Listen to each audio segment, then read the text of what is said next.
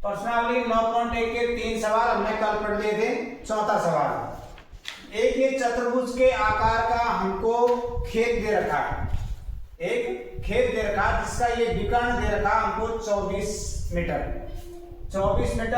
और ये D F भुजा दे रखी हमको 13 मीटर और ये बी ई भुजा ये हमको दे रखी 8 मीटर।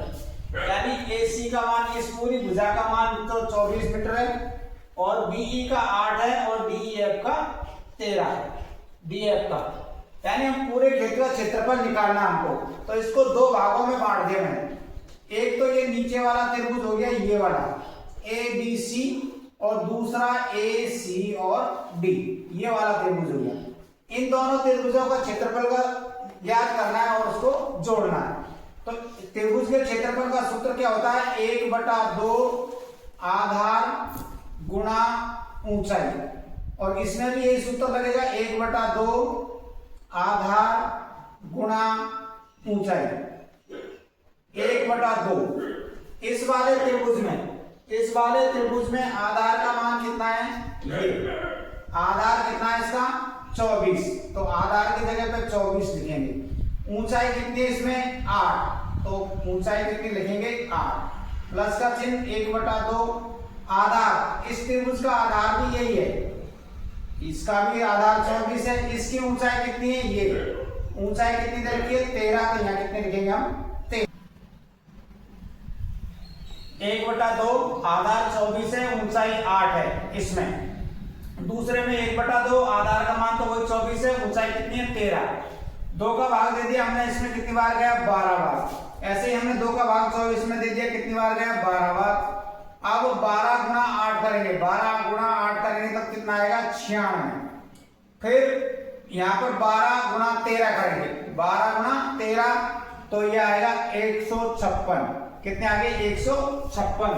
दोनों को जोड़ेंगे 96 और 156, जोड़ने पर आएगा आपका 252 मीटर स्क्वायर। इस प्रकार एक चतुर्भुज एबीसीडी का क्षेत्रफल कितना आ गया आपका 252 मीटर स्क्वायर। यही हमसे खेत का क्षेत्रफल पूछा है, तो खेत का क्षेत्रफल हो गया आपका 252 मीटर स्क्वायर, यही आपका उत्तर है। इस प्रकार ये आपका चौथा सवाल है। पांचवा सवाल है, समचतुर्भुज के विकर्ण 7.5 सेंटीमीटर और 12 सेंटीमीटर है, तो उसका क्षेत्रफल ज्ञात कीजिए। तो समचतुर्भुज का क्षेत्रफल का सूत्र होता है 1/2 गुणा विकर्णों का गुणनफल, 1/2 गुणा विकर्णों का गुणनफल। अब यहाँ पर 1/2 का 1/2 विकर्णों का गुणनफल यानी 7.5 गुणा 12, 7.5 गुणा 12। नीचे ये 2 से हमने भाग दे दिया, इसमें 12 में 6 बार, तो ये बच गया आपके पास 7.5 गुणा 6, 7.5 गुणा 6, 30 की 0, 3 42 और 3 कितने हो गए 45, तो पॉइंट के बाद की 0 हट गई, तो ये बच गया आपका 45 सेंटीमीटर स्क्वायर, यही इसका उत्तर है। समचतुर्भुज का क्षेत्रफल का सूत्र होता है 1/2 गुणा विकर्णों का गुणनफल। तो 2 विकर्ण दे रखे उनका गुणनफल कर दिया, 2 का भाग 12 में 6 बार, 6 को 7.5 से गुणा किया, कितना आ गया 45 सेंटीमीटर स्क्वायर।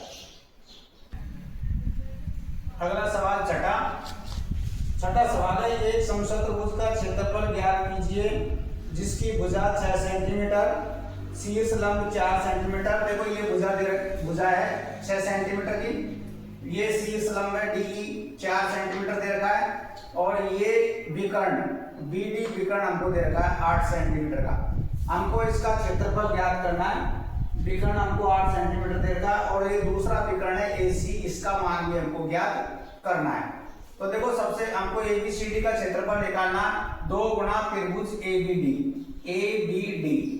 एक त्रिभुज ये हो गया एबीडी, ऐसे ही देखो दूसरा बीडीसी, तो 2 गुणा त्रिभुज का क्षेत्रफल, तो 2 का तो 2 लिखेंगे, 2 त्रिभुज है इसलिए 2 से गुणा किया है। 2 गुणा त्रिभुज का क्षेत्रफल है 1/2 आधार गुणा ऊंचाई, यानी कि AB गुणा DE, तो ये यहां देखो 2 से हमने 2 काट दिया, ए बी का मान है 6 तो 6 लिखेंगे, डीई का मान कितना है दे रखा है, डीई का मान 4 है तो 4, तो गुणा करने पर कितना आ गया 24 सेंटीमीटर स्क्वायर। तो ये क्षेत्रफल आ गया इसका। दो चीज पूछी है इसने, क्षेत्रफल पूछा है तो दो त्रिभुज है तो 2 से गुणा कर लिया। त्रिभुज का क्षेत्रफल का सूत्र है 1/2 आधार गुणा ऊंचाई। ए बी डी की पूछा, ए बी और डी वाले त्रिभुज का हमने क्षेत्रफल निकालेंगे।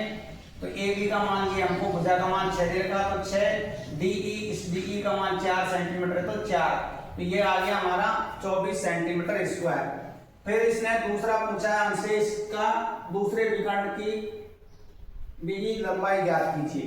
तो समचतुर्भुज का क्षेत्रफल का सूत्र है वही 1/2 गुणा आधार यानी AC गुणा BD, विकर्णों का गुणनफल 1/2 विकर्णों का गुणनफल। एक विकर्ण तो ये है आपका AC, दूसरा है BD, AC और BD।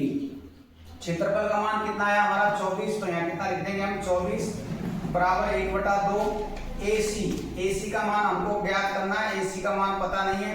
BD का मान हमको कितना दे रखा 8, तो यहाँ पर कितना लिखेंगे 8। 2 का भाग दे दिया 8 में, हमने कितनी बार गया 4 बार। 2 का भाग कितनी बार गया 4 बार। अब ये हो गया हमारे पास 24 बराबर 4 गुणा AC का मान ज्ञात करना। AC बराबर हो जाएगा आपका 24/4, 4 का भाग 24 में देंगे कितना आ जाएगा 6 सेंटीमीटर। तो दूसरा जो विकर्ण था हमारा AC, उसका मान कितना आ गया 6 सेंटीमीटर।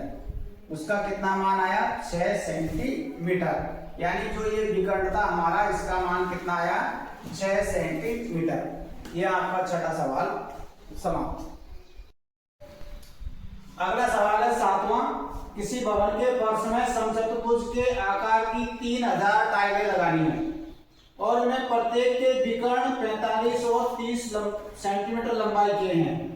यानी एक फर्श पर हमको टाइल लगानी है कितनी 3000, और एक टाइल का माप दे रखा है हमको विकर्ण। जैसे ये टाइल है हमारी समचतुर्भुज आकार की, इस टाइल का ये विकर्ण और ये दूसरा विकर्ण का मान दे रखा है। एक का तो 45 दे रखा 45 सेंटीमीटर और दूसरे का दे रखा है इसने 30 सेंटीमीटर। एक टाइल कितनी है 3000 है, तो 3000 से गुणा कर दिया इसको हमने। 3000 गुणा टाइल का क्षेत्रफल का लगेगा 1/2 विकर्णों का गुणनफल 45 गुणा 30, 45 गुणा 30, दोनों विकर्ण है 45 और 30। 2 का भाग दे दिया 30 में, हमने कितनी बार कटेगा 15 बार कटेगा। ये आ गया आपके पास में 3000, तो पहले से ये गुणा 45 गुणा 15 करेंगे। 15 5 75 का 5 हासिल की 7, 15 चौको 60 और 7 67। अब इनको गुणा कर लेते हैं 1 2 3 0, 3 से गुणा करेंगे 5 को, 5 तिया 15, 1 7 तिया 21 और 1 22, 2 और 6 तिया 18 और 2 20 सेंटीमीटर स्क्वायर। अब इसको हमको मीटर में चेंज करेंगे। मीटर में चेंज करना है तो ये हो जाएगा 20 25 3 0। मीटर में चेंज करने के लिए वर्ग स्क्वायर है तो 100 गुणा 100। तो 1 2 0 से तो 1 2 0 कट गई, ये 0 से ये 0 कट गई, ये यहाँ पॉइंट लगेगी, तो ये आ जाएगा 202.5 मीटर स्क्वायर। आगे पूछा है उसने 4 रुपए प्रति वर्ग मीटर की दर से फर्श पर पॉलिश करने का व्यय ज्ञात कीजिए। तो इसकी व्यय ज्ञात करेंगे, व्यय यानी खर्चा ज्ञात करना है। और 202.5 गुणा किससे करेंगे हम 4 से। 4 रुपए प्रति वर्ग मीटर की दर से खर्चा ज्ञात करना है, 4 से गुणा करेंगे। 4 पंजे 20, 2 4 दूनी 8, 8 और 2 10 और 4 दूनी 8। तो कितना खर्चा आएगा उसका 810 रुपए। 810 रुपए का खर्चा आएगा। तो यहाँ पर 3000 से मैंने गुणा इसलिए किया क्योंकि 3000 टाइल थी। एक टाइल का क्षेत्रफल ज्ञात करना, 2 विकर्ण दे रखे तो 1/2 विकर्ण का गुणनफल। 3000 टाइल हमने 3000 से गुणा कर दिया। 2 का भाग दिया 30 में 15 बार, 15 और 45 को गुणा किया तो 675, 675 को 30,000 से गुणा किया तो ये आ गया। ये सेंटीमीटर स्क्वायर है। उसने खर्चा पूछा है 4 रुपए प्रति वर्ग मीटर, तो पहले इसको मीटर में चेंज करेंगे। मीटर में चेंज करने के लिए 100 गुणा 100 से इसका भाग दिया 3 जीरो से 3 जीरो काट दी, ये पॉइंट लगा दिया, यानी 202.5 रुपए वर्ग मीटर स्क्वायर। और व्यय ज्ञात करेंगे 4 रुपए प्रति वर्ग मीटर के हिसाब से, तो 4 से गुना कर दिया, कितना आ गया 810 रुपए। ये हो गया आपका 7वां सवाल।